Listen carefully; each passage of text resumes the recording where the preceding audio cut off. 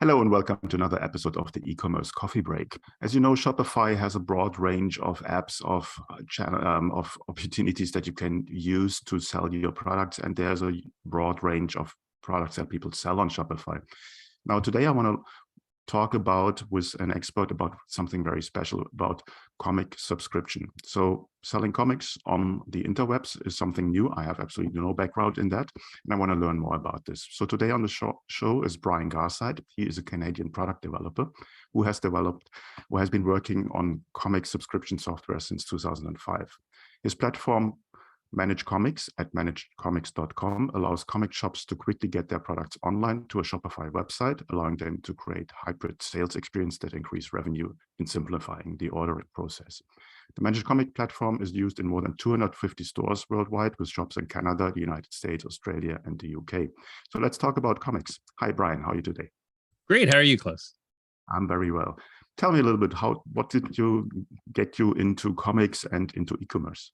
For sure, that's an awesome question. Back in the pre-internet ages, 1989, I got my first start at a comic shop when I was going to high school.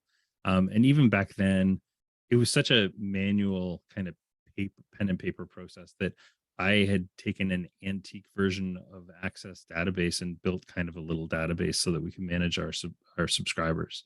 Fast forward, I went to school for television and radio production. And then I ended up falling into the internet in like 1996, right at the beginning of it. Worked in the internet I still do to some extent, but I worked kind of in a series of .coms during the .com bubble. And then in about 2005, I decided I wanted to open my own online store because I had moved just outside of Toronto, Ontario. There were no comic stores near me. It was like a 45-minute drive to my closest comic shop. And I had ordered some stuff from the United States, and I got a $65 duty charge for $45 worth of comics. And I kind of lost my head. So yeah, I opened an online comic store as any sane human being would. And then I sold that to my business partner, but I kind of stayed on and did marketing for him. And then in 2015, when I quit my job, Managed Comics was kind of the side thing that I built for my regular job was doing regular internet marketing and website building and stuff like that. Fast forward to the pandemic in 2020, and basically the entire industry changed overnight. We went from one primary distributor to three, which meant that the ordering process became infinitely more complicated. There were no comics for a full 3 months for the first time in the history of comics. Between March and June 2020, there were no comics shipped at all. So the whole industry changed overnight. And we honestly didn't think that the industry would even exist in 12 months. So I kept on talking to stores, and I found a bunch of things. One of the things was in the beginning of the pandemic, they couldn't have people into their stores, so they had to quickly get online. So we started looking at Shopify, and I was like, man, you can get a store up in like hours using Shopify. So let's get as many of these folks online as we can. And then we started talking about like our old product, Managed Comics, wasn't really compatible with Shopify. And there was a big problem getting products into Shopify. It takes forever. You have to, write a description, write a product listing, get in your cost of goods sold, your price, all the tags, the image, like this stuff just takes time. So stores were taking 6, 7, 8 hours to get their weekly stuff. Every store gets between 100 and 300 new SKUs every single week. It's just like a crush of product that comes in. So we quickly created a solution so that they could do that. And then we revisited our old product, Managed Comics, and said, what if we turned it into a Shopify app? And basically the majority of it would act as kind of future proofing, where your customers can order things that are coming out in the next 3 months. And then when the products actually come into the store, we can quickly get those online for you with all the metadata and everything. Create the customer orders, send out bills to customers for products that have arrived. And then like that all happens in a matter of 10 minutes. when your products come in. You upload your inventory, it tells you everything that you have to set aside, creates the rest of the products, puts them online, and it all just kind of happens magically. Okay. So tell me, I have no idea about how a person looks like going shopping for comics. So Sure. what's the visitor expectation on an online Shopify online comic store? Yeah. And how does the merchant meet these expectations? For sure. Yeah. So I would say the demographic is all the way from like 18, 20, all the way up to, 80-year-olds. So the people and their expectations are very different. When you have the younger folks, they just kind of expect that anything that the store has will be available online. So they want to be able to buy it online and pick it up in the store, which is, I would say, 80 to 90% of the sales all occur in a physical store.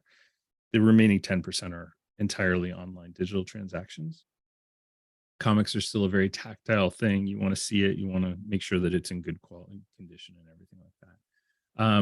Now, kind of the second half of that demographic is folks, older than me. I'm 50, so people older than that tend to just exclusively come into the store, so they don't so much care about the online thing. But what they do want to know is, like, as a store owner, I want to make sure that my inventory is synced up. So if something sells online, it's synced in the store, and vice versa. If it sells in the store, it's synced up online.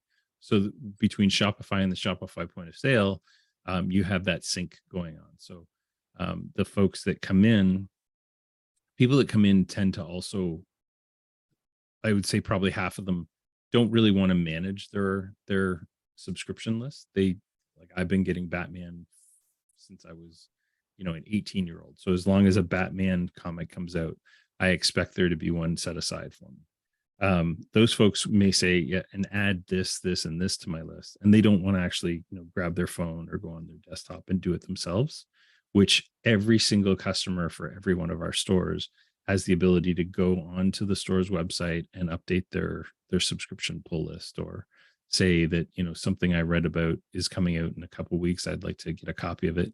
They can reserve all that right from the comfort of their own home. Okay, so I understand that a lot of these customers have not only just one subscription, but they might have multiple subscription for For different sure. comics, right? Yeah. Yeah, Okay. they could have like dozens of subscriptions. And so part of what the system does is it actually lets them know what is physically set aside for them in the store every week. So you're not making needless trips to the store to find out that there's nothing set aside for you.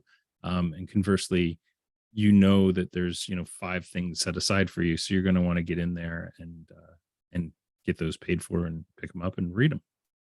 Mhm. So you said these merchants have like thousands and thousands of comics and permanently updating. Some of them probably also have brick and mortar stores, I reckon. Not sure. Most of them, yeah, I'd say like 95% of the stores have brick and mortar locations. Okay, so it's the majority. So how does your system help them to make their life easier? Yeah. So the biggest thing is, like I said, every week they get 3 to 7 invoices saying all the products that we're in. It used to be we would always get all of our product shipments on Tuesdays. Now you can get a product shipment literally every single day of the week. So every time that an invoice comes in for products, they can upload that invoice into our system, and our system says, this is what you should have gotten in this shipment. Can you confirm that all these quantities are correct, that there's no damages or anything? And then it takes the quantity and it allocates whatever's held reserved for subscribers, and then puts all the rest of them directly on the site available for sale. Um, and then that, of course, syncs up with the point of sale. And now when a customer comes up to the cash register, they can pick up they just scan the barcode in and then grab the copy. What's interesting too is that even though shipments come in multiple times a week, there's kind of standard street date things where most comics can only be sold, have to be held until the Tuesday or the Wednesday of their release date. So you may get something in on Thursday physically, but you actually can't sell it till Thursday, or till Tuesday, I should say, of the next week. So one of the things Managed Comics does is it will put a do not sell until date on products. So you can actually have things that don't appear on your site or even in your POS until a specific date. Mhm. So now selling comics over Shopify, yeah, obviously you're selling to more than one country, as I see, or at least you have clients using your app in different countries. So would that also be possible in multi-language, multi-currency, or how does that work with international sellers? Yeah, that's a good thing. We haven't really delved too much into multi-language. In terms of currency, because I'm Canadian, we have like a different currency exchange rate than the United States. So our invoices get invoiced to us in US dollars, but then we convert all that money into Canadian. So we actually have a built-in currency converter where you'll say what you were, because your invoice will actually say your exchange rate that week, and then they run that through. For some of our UK partners in specifically Great Britain, we're going to be working on a kind of a pricing tier because they actually have like a $3 American comic is £3 25 kind of thing. So we're going to be working on like a tiered pricing matrix, I guess, for those guys. And then Australia, their taxes are all built into the price. So we'll have to figure out a way to kind of merge that with a pricing matrix as well. For now, everybody kind of uses that currency exchange converter, and it is more or less accurate for them. Okay. When it comes to the theme, works every Shopify Yeah. theme? Okay. Yeah. So we have an install video that shows that in 8 minutes you can get set up with literally any Shopify theme. It just automatically detects your theme, creates a new page, and then the only thing you have to do is add it to your navigation, but everything else gets created automatically. Okay.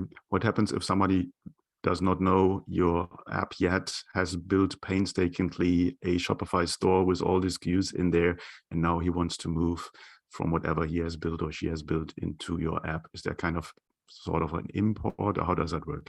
Yeah, so right now that is one of the problems we've found is that there's no real good way of kind of, because the way Shopify works is it builds uh, it, the unique identifier is the handle, and the handle is something that Shopify creates for the product. So what we are going to do probably later this fall is when you first install Managed Comics, there'll be an option for you to crawl all your products. And then if we can look at all the barcodes, because barcodes are the one thing that are universal. If we can look at all the barcodes, and as long as your barcodes have been updated on your side, we have a database of over 400,000 barcodes in our system. So we can actually look and say, okay, has this product ever been created before? If it's been created before, update the quantity and not the information about it. Otherwise, what happens right now is we'll actually just create a second version of that product because we don't know that the first version exists because of the way the handles are done. Okay. So what would you give as a advice, as a golden nugget to someone who wants to start a comic store or just has started? What should be their focus on to get as many subscribers as possible? I think that's the end goal. Yeah, that's a great question. So I think it's kind of traditional internet marketing rules in general. Like you should be working on building a customer database. If you've got a customer database, then you start to market to that customer database about your subscription service. And the thing about a subscription service is that it's guaranteed recurring revenue because Batman is going to come out every 2 weeks for the rest of my life. You have people who are passionate about that stuff. So like, missing a copy of Batman would be something that would upset me because I have a unbroken run of Batman from when I was 13 years old. People that are passionate about this stuff don't want to lose their subscriptions. So it just makes it easier for me to collect. I'm not going to 5 different stores every week to figure out whether to grab those copies that I missed at one store. I have like kind of a recurring place. A lot of people say that comic stores are kind of the modern day bar. They're where people hang out and talk to, their friends and the people behind the counter. Better than some of your own family. So yeah, it's a great little industry, and it's if folks have already got a comic store and don't have like a pull and hold system or a subscription system, they definitely are missing out on a big piece of the revenue puzzle. Okay, sounds great. So how long does it take to implement the app if you're running your comic store and you want to go online? So we've got a video. If you already have a Shopify store, it takes 8 minutes from the time that you go to the app store till the time that you're adding your first customer and adding subscriptions for them. So yeah, 8 minutes is 7 minutes and 25 seconds to be exact. So yeah, it's pretty simple. It's very step by step and straightforward. And we have some really, really robust help, including videos for kind of all the different workflows that you may have to do. Okay. Now, obviously, it's not for free. So what's your pricing structure? Yeah, so we charge $80 a month, and that provides all of the data. There's over 3,000 new products being added every month, and then we're constantly updating the data as well, because those 3,000 products, several hundred of them have cover updates or solicitation updates that we manually update as well as part of our process. Okay. So where can people find out more about managedcomics.com? Yeah, managedcomics.com is the best place to go. It has all kinds of information about us. We're also available on the Shopify App Store. So if you search Managed Comics on Shopify, we'll be the first thing that shows up there. Okay. So famous last words. Would you recommend anyone going into this market? Is that something that has future? What's your take on that? Into the comics market? Absolutely. So it's funny because I don't know if you can see behind me, but I got a whole ton of comic books. I've been, as part of the kind of illness of being a comic collector, I've been acquiring hardcovers and graphic novels for the last couple of years. Just whenever I see them on sale, I'll buy a bunch of them. So I'm actually in the process of starting up my own store. So what I recommend? Well, I'm doing it, so I probably should.